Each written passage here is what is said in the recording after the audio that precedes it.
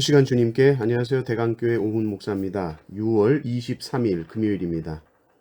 하나님 우리에게 주신 말씀은 레위기 25장 23절에서 34절까지 말씀입니다. 토지를 영구히 팔지 말 것은 토지는 다 내 것임이니라. 너희는 거류민이요 동거하는 자로서 나와 함께 있느니라. 너희 기업에 온 땅에서 그 토지 무르기를 허락할지니 만일 내 형제가 가난하여 그의 기업 중에서 얼마를 팔았으면 그에게 가까운 기업 물을 자가 와서 그의 형제가 판 것을 물을 것이요. 만일 그것을 물을 사람이 없고 자기가 부유하게 되어 물을 힘이 있으면 그 판 해를 계수하여 그 남은 값을 산자에게 주고 자기의 소유지로 돌릴 것이니라. 그러나 자기가 물을 힘이 없으면 그 판 것이 희년에 이르기까지 산자의 손에 있다가 희년에 이르러 돌아올지니 그것이 곧 그의 기업으로 돌아갈 것이니라. 성벽 있는 성 내의 가옥을 팔았으면 판지 만 1년 안에는 물을 수 있나니 곧 그 기한 안에 물으려니와 1년 안에 물으지 못하면 그 성 안의 가옥은 산자의 소유로 확정되어 대대로 영구히 그에게 속하고 희년에라도 돌려보내지 아니할 것이니라. 그러나 성벽이 둘리지 아니한 촌락의 가옥은 나라의 전토와 같이 물로 주기도 할 것이요 희년에 돌려보내기도 할 것이니라.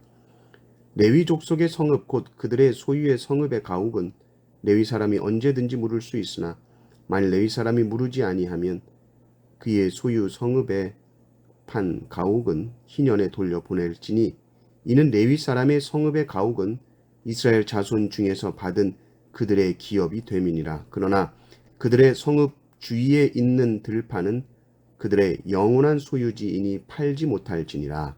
아멘.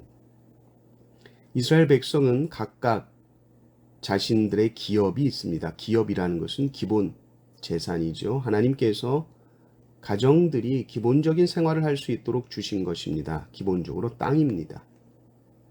그래서 이 땅은 본래 누구에게도 팔 수 없는 것입니다. 하나님이 주신 것입니다. 열왕기상 21장을 보면 아합 왕이 나봇의 포도원을 보고 갖고 싶어 했을 때 나봇은 그것이 기업이기 때문에 안 된다고 했습니다. 나봇은 이 땅이 하나님의 것이라는 분명한 믿음이 있었기 때문에 왕의 명령임에도 거부할 수 있었던 것이죠. 그 누구도 땅 앞에서 주인 행세할 수 없습니다. 땅에 사는 모든 사람들은 하나님의 땅을 빌려 사는 나그네요 거류민인 뿐입니다. 그런데 이 땅을 팔 수밖에 없는 절박한 경우가 있습니다. 너무너무 가난한 경우이죠. 이럴 경우에 가난한 사람이 자기 땅을 팔았습니다. 그러면 반드시 가까운 친족이 자기 돈을 지불하고 다시 사서 원주인에게 돌려주도록 해야 합니다. 그것이 이제 룻기에 나오는 고엘 제도, 고엘이라는 것은 구속자라는 뜻이죠. 가장 가까운 친족 순으로 그 구속자 역할을 해야 합니다. 근데 자기 땅을 물러줄 가까운 친족이 없다면, 구속자가 없다면 결국 본인이 스스로 해결해야만 합니다.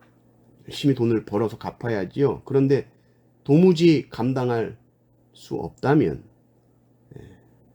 유일한 방법은 희년을 기다리는 것입니다. 희년이 되면 아무 조건 없이 모든 기업은 다시 원주인에게로 돌아가게 됩니다.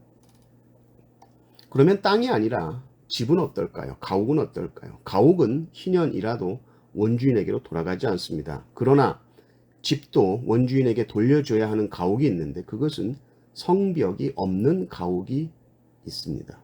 그냥 탁 트인 농토나 목축하는 곳에 지은 일반 가옥입니다. 보통 이런 집은 가난한 자들이 살던 집이었죠. 특별한 상품 가치가 없는 집들이지만 가난한 자에게는 없어서는 안 되는 집이었습니다. 그러니까 돌려줘라. 그리고 또 하나 예외가 있는데 레위인의 집이죠. 레위인은 하나님을 섬기는 지파로 구별된 사람들입니다. 이들에게는 생활할 수 있는 최소한의 촌락 토지만이 주어졌죠. 이들은 자신의 소유로서의 어떤 땅도 집도 없었습니다. 그러니 레위인이 사는 집은 어떤 집이라도 돌려줘라 이렇게 말씀하고 있습니다. 우리는 이 희년의 법을 볼 때에 하나님께서 당신의 백성들을 또 당신의 백성들이 사는 이 공동체를 얼마나 잘 돌보시고 지키시는가 우리가 생각할 수 있습니다. 사실 인생을 살면서 한 번 실수하고 한 번 실패함으로 평생 일어서지 못하는 경우가 있습니다. 다시 회복하지 못해서 괴로워하다가 삶을 마감하는 경우들이 많이 있지요. 그러나 하나님은 당신의 백성들이 한 번 실패했다고 인생을 끝내기를 원치 않습니다. 다시 새롭게 시작할 수 있는 소망을 주시기 원하십니다. 그것이 바로 희년입니다. 하나님은 우리가 사는 공동체가 다 그런 희년의 공동체, 희년의 사회가 되기를 원하시죠. 너무 어렵고 힘들어서 땅을 팔았는데 그것이 영구히 그렇게 된다면 당대는 물론 자손 대대로 힘겨운 삶을 살게 됩니다. 그래서 주님은 희년을 통해 다시 새롭게 소망을 가지고 살 수 있도록 해 주셨습니다. 기억하십시오. 땅은 인간의 소유가 아닙니다. 하나님께서 당신의 백성들이 기본적인 삶을 영위해 나갈 수 있도록 주신 것이 땅입니다. 땅은 투자해서 더 욕심을 부려서 돈 벌라고 우리에게 주신 것이 아닙니다. 땅은 인생이 살아가는 삶의 터전입니다. 이 기본적인 진리를 붙드시고 사회의 체제와 제도를 바꾸는 일에도 우리 그리스도인들이 힘써야 할 것입니다. 그래서 긍휼이 풍성하신 하나님의 마음을 더욱 닮아가시는 성도님들 되시기를 주님의 이름으로 축원합니다. 아멘.